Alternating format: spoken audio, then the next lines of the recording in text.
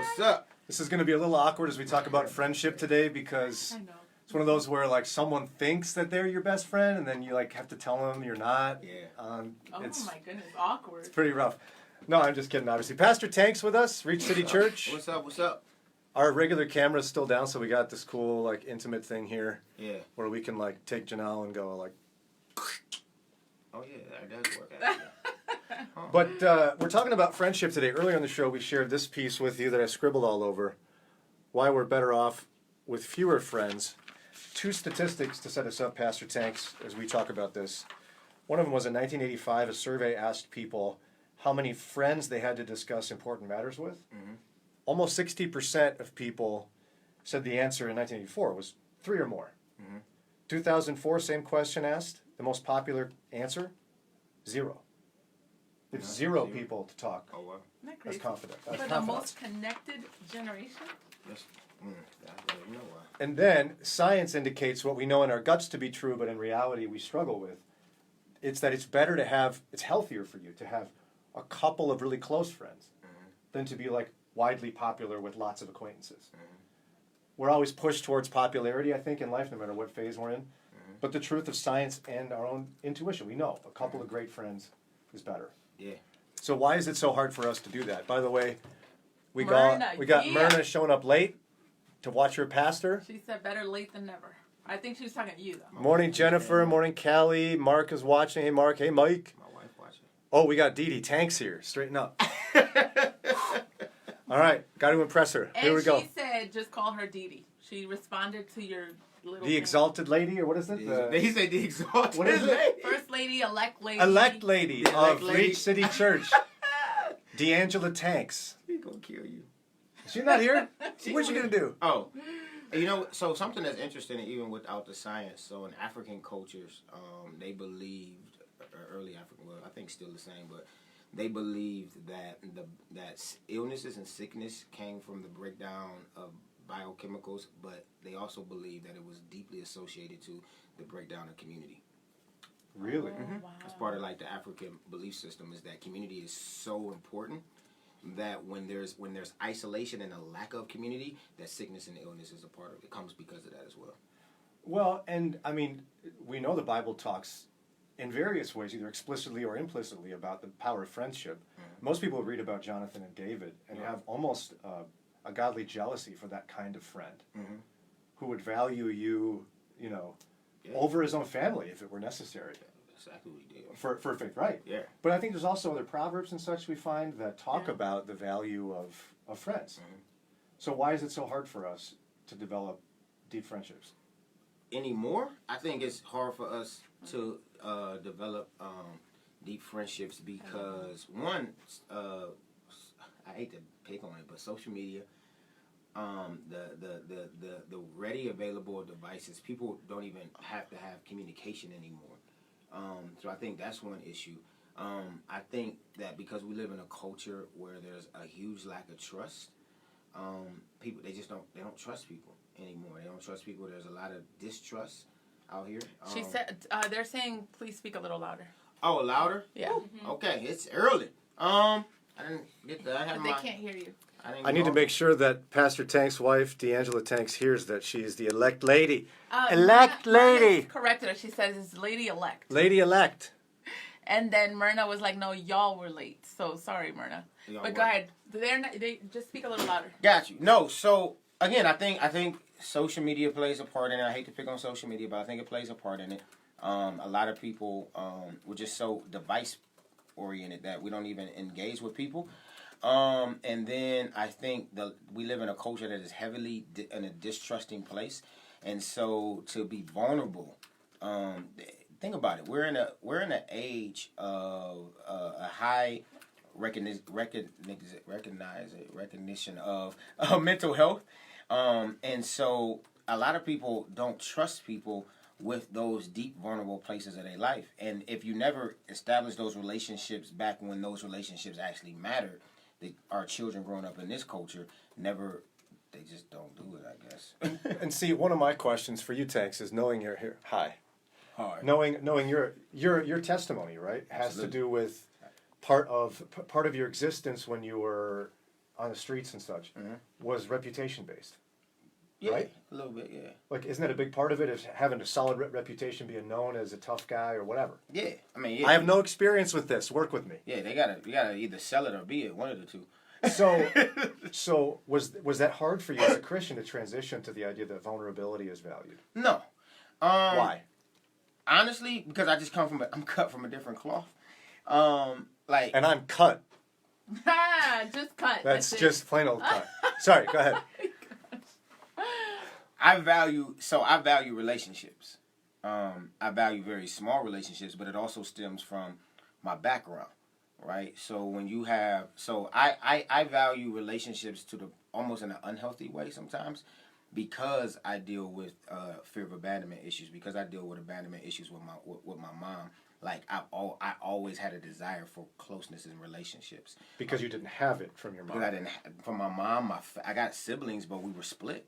We weren't close knit siblings outside of my sister that my dad had, but we were split, and so I desired that type of relationship. And so when I became a Christian, the beauty of me becoming a Christian is, one, I still was able to keep those same. I've had the same 4 friends for 20 years, and so when I became a Christian, God immediately knowing the need for relationship, immediately put men around me. And those same men who came in my life right when I became a believer are the same Christians that I'm close with to this day. Now, that didn't come easy.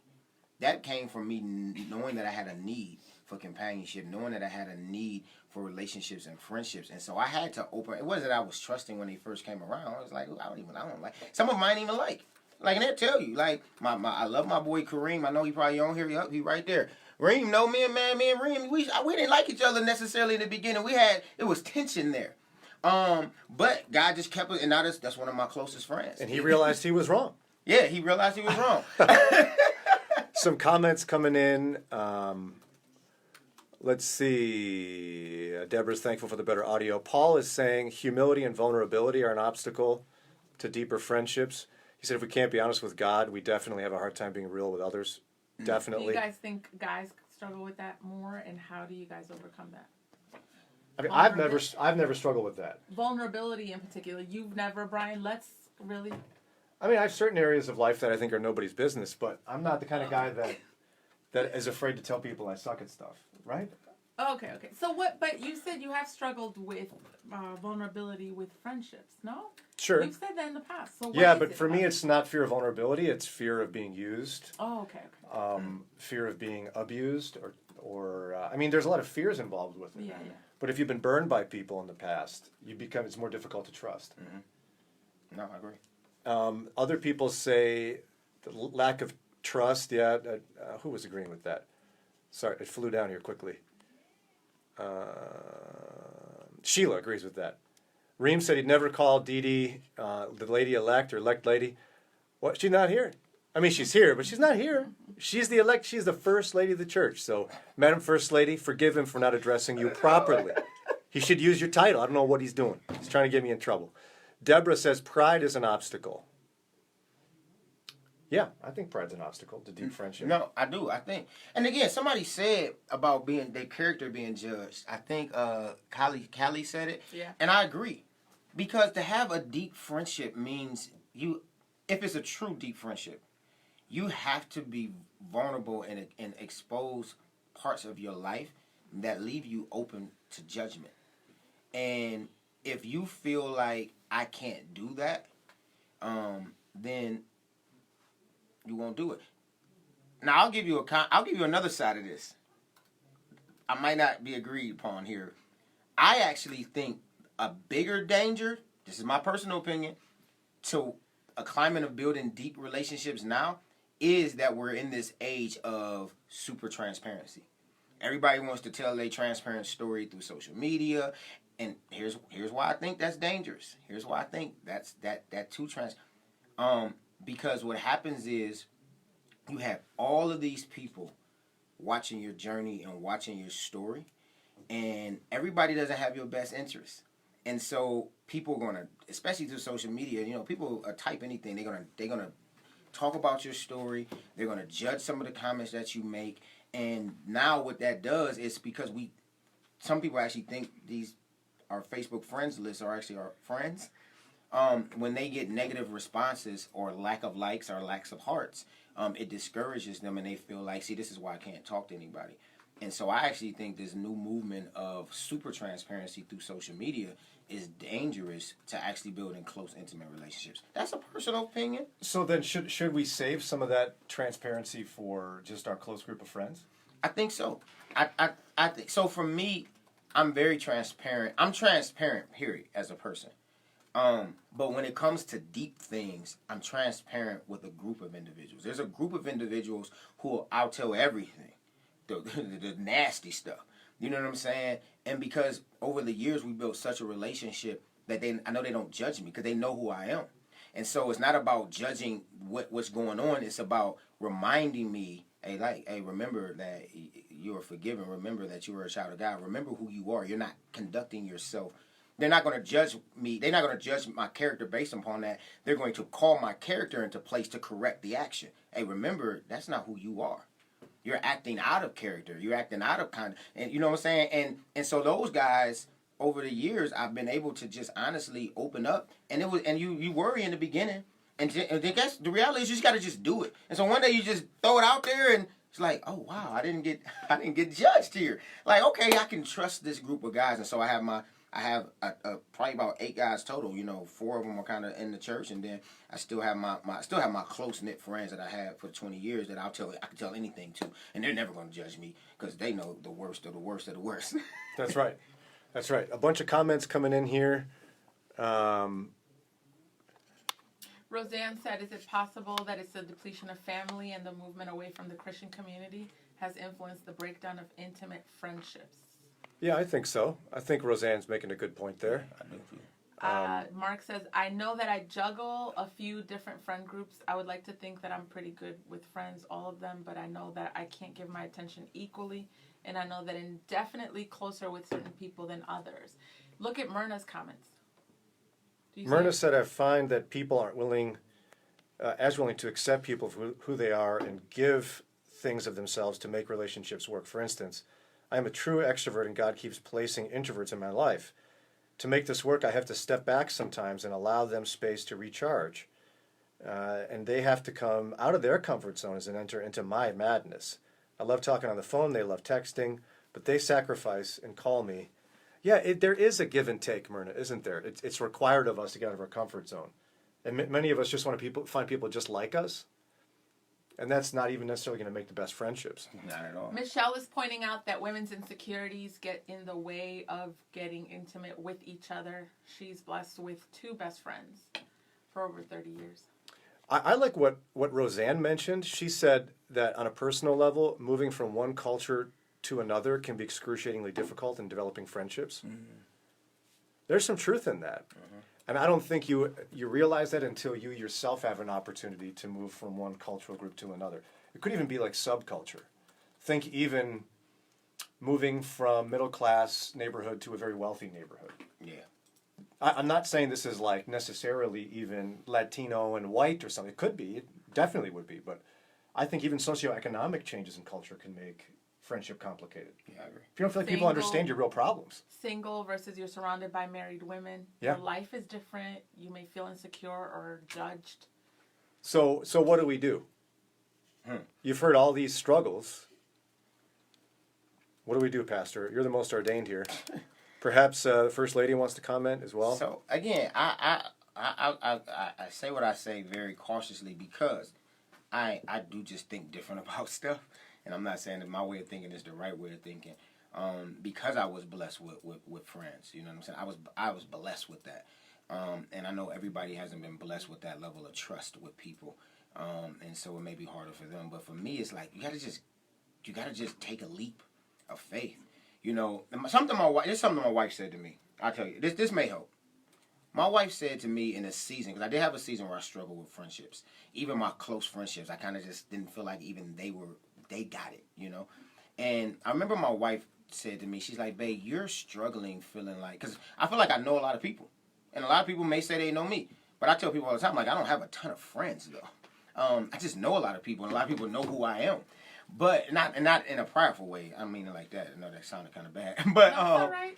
but A lot of people know me. and by a lot I mean like not in a lot in this little pocket of Cleveland, I guess. But one thing my wife said to me, she said, "Babe, you're struggling with building friendships because you're ignoring the friendships that God is putting in your life." She said the people that's always reaching out to you and wanting to have a relationship with you, she said you actually ignore them trying to chase friendships with people that aren't reaching back. And she said pay attention to the people that God who's the person that calls you and checks on you when the people that you think are your friends aren't? Who's the people that's always saying, I'm genuinely praying for you? Who's those individuals? Identify them and then just take a leap. Invite them to coffee. Go, find that commonality between you two and just take a chance and see. Because if they're constantly in your life for some reason, man, that may be God saying, listen, I'm giving you a Jonathan. I'm giving you a David. And we have to, at some point, come out of our shell, what Myrna was saying, and say, you know what? I'm about to just take a leap here and see if this is a Jonathan, if this is a David. And it may not be, you think it was easy for David and Jonathan to have a friendship, when things got hot? Like, no, it wasn't. But, so that's my thoughts. Well, and we had one caller say something too that was pretty interesting. He said his best friend has been this guy for years. That's his opposite. Mm. And their friendship is built on vulnerability and then learning. Mm. This admission of, I don't need you to be just like me. In fact, it's better for me if you're not just like me, so I can grow. Facts. But that's hard. It's not fun. No, it's not fun. It can be fun It can be fun. Yeah, we typically do want people that's like us. We typically do look for people that are like-minded. So I do agree that, yeah. Your wife commented that your wife gave you good advice. Shut up. That's why she's the first lady. First ladies give good advice. You're silly. That's why she got her title. I'm going to say as many times as I can. Her title is technically minister. She is a licensed minister. Minister First Lady? Stop it. I think the First Lady, Anita Morrison, is happy someone else is getting it for once. I'm about to say, Sister Anita definitely does not go with the First Lady title. A lot of people commenting about women struggle more than men on this. Do you think that's true? And I thought about that. And as a man, I can't say that's not true. But what I can say is we have to be careful when we say one struggles more than the other. I think it's a different type of struggle. And one of my, because I think it's a different, because my best friend, this is my best friend. I had a phone conversation with him 2 weeks ago, and I can hear pain in his voice. And I said, hey, man, like, dude, I'm your best. You can talk to me. And it's like, yeah, I know. You know what I'm saying? And I'm his best friend, and he struggled. So I'm not sure that it's... I think we have to be careful saying one does it more than the other. I think it's just... It looks different, the struggle and the vulnerability that men have and the struggle and vulnerability that women have. But I can't speak for women, though, either. I wonder if women are just more willing to admit the struggle. Because I think guys struggle just as much to build good friendships. That's what I said. I think the struggle's just different. Again, I think it's different. I know some. Now I do know a lot of women that's just like I don't have no friends. I can't make no friends. I don't. Some of them like women are catty and some of them like I just can't trust women and things like that. But then I know also women that's got a solid core group of friends, and they would look at those women and be like, what are you talking about? Like, it's you. You got to look at you. And then I know. So I'm not gonna compare it. I think equally human beings struggle with building deep, meaningful friendships. Yeah, it's a human struggle. Yeah, we'll go watch a game with a lot of people. And but meaningful relationships. Yeah. And it sounds like you're saying women are mean. No, I didn't say that. It sounded like no. I said catty. I know. Catty. I said I know some women who say that. I didn't say I say that. Ladies, I did not say that. Don't. That's him. Y'all know how Brian is. Me? I think all we found out today was that you're cut from a different cloth, and I'm cut. Cut from a different... Yeah, you're cut from the no-cut cloth. his napkin ain't got no folds in it. But hey, yes to what Brian said Teresa. Wow, I must have said something great right there. It was the cut part. That's what she said. Callie, look at what she says. Can you please? Tell Pastor Tanks that he has a great speaking voice. Oh, thank you. I appreciate it. It's okay. No, it's really good. It's really good. Is that right? Oh, my wife just showed up too. Wow, Yeah. the first lady and my wife. Two first ladies Late. Well, and my wife. Sarah's the first lady of the Brian Janelle show. She's Elect late. Is she? lady. No? Well, Len's the first man. I mean, yeah. Len's the first we're man. running the first from- man. He's the first man. He's the first Adam. What? Adam. All right, we got to run, but Pastor Tanks is planting a church. I'd love to have you support him with your prayers, Hey, yes. donations, or even just show up on a Sunday and be part of this community. It's not just people who live in Huff. No, so we changed the language from Huff to Ward 7. Ward 7. What have I Huff been is saying? in Ward 7, by the way, but it speaks the language for a reason. But yeah, visit the website. We are. If you want to be a prayer partner, I know a lot of people say they're praying for us. You can know exactly how to pray for us if you go to the website www.reachchurchcle.com and you go under Get Involved. You can scroll down and you can subscribe to be a prayer partner. You will know every week, every Monday, my wife sends out what we're praying for as a church together, and you can join that prayer and become a prayer partner. Also, if you're just interested in what we're doing, got a gift, want to serve, want to be a part of a new work, listen, we want to talk to you as well. I'm going to use this shameless plug. We are looking for we're looking for a children's leader, children's director. We're looking for musicians. We're church plant. Remember that. We're looking for musicians, children leaders. We're hospitality. We're just looking to build our team. And so if you are interested in a new work, please, again, go to that website, click to get involved, and you can fill out right there on the website, and it'll come to our email, and we will reach out to you. And you can also, that really beautiful word of God has blessed you to bless others. Visit our website, and you can become a financial partner with us as well. We're launching in March 29th. There's a lot of work to do. There's a lot of needs, and we would love if you guys would be praying on how you can support and partner with us. ReachChurchCle.com. Yep. Pray for the pastor and the first lady. She gonna kick your butt. Maybe she'll have to come in here. So great to have you here, man. Oh, thanks for having me. All right, we out. We'll see you guys We out. mañana. But that sound really cool saying You're that? like, we out. Did you like that? So, I'm cut. We out. We out. Is that good? Hey, man, get pissed off. All right.